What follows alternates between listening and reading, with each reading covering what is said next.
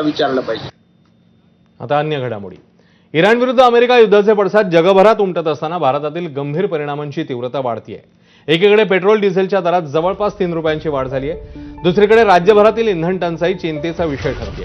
अनेक petrol पंपांवर no स्टॉकचे फलक झळकत आहेत, त्यामुळे वाहनांच्या लांबच लांब रांगा पाहायला मिळत आहेत। अनेक पेट्रोल पंपांवर 2 ते 4 किलोमीटरपर्यंत वाहनांच्या रांगा आहेत। गेल्या 2 दिवसांपासून डिझेलचा पुरवठा ठप्प झालाय, त्यामुळे वाहनधारक आणि ट्रान्सपोर्ट व्यावसायिक हैराण झाले आहेत। डिझेल अभावी वाहतूक व्यवस्था विस्कळीत होण्याची भीती व्यक्त होती।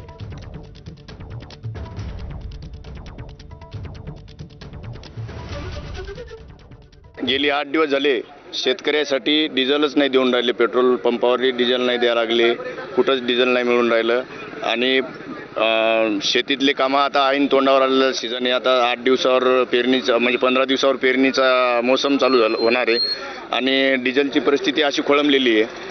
बरं, विषय असा आहे की मालेगाव तालुका असू द्या, वाशिम जिल्ह्यामध्ये ज्या रोडवरल्या गाड्या चालू येतात, कोणाची ठेकेदारीची कामं असू द्या, ठेकेदाराला 1000-2,000 लिटर डिझेल द्यायला लागले। आम्हाला शेतकऱ्याला फक्त 1000 रुपये बी 1000 रुपयाचं बी डिझेल नाही देऊन राहिले। शेतकऱ्याच्या कॅनी बी पंपावर लावून देऊन नाही राहिले।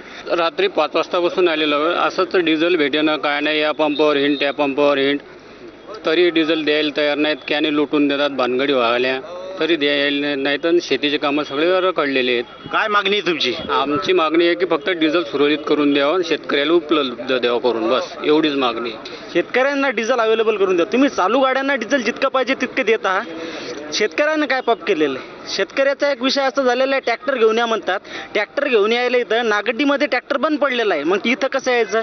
इथं येऊन 1000 रुपयाचं डिझेल न्यायचं, 1000 रुपयाचं डिझेल नेऊन पण तिथं जाऊन ताशी 4 लिटर डिझेल ओढते ट्रॅक्टर 4 लिटर ओढते, 2 घंटे ट्रॅक्टर चालते आणि बंद पडते। मग 1000 रुपयाचं डिझेलमध्ये काय होते? तुम्ही ट्रकवाल्याला याला ट्रक टाकी पॅक करून द्यायला लागले, शेतकऱ्यांनी काय पाप केलं? पुढची बातमी। उपराजधानी नागपूरमधील 5 पावली पोलीस ठाण्याच्या हद्दीतनं 21 वर्षांची तरुणी बेपत्ता झाल्याची धक्कादायक घटना समोर आली आहे। मात्र त्याहीपेक्षा धक्का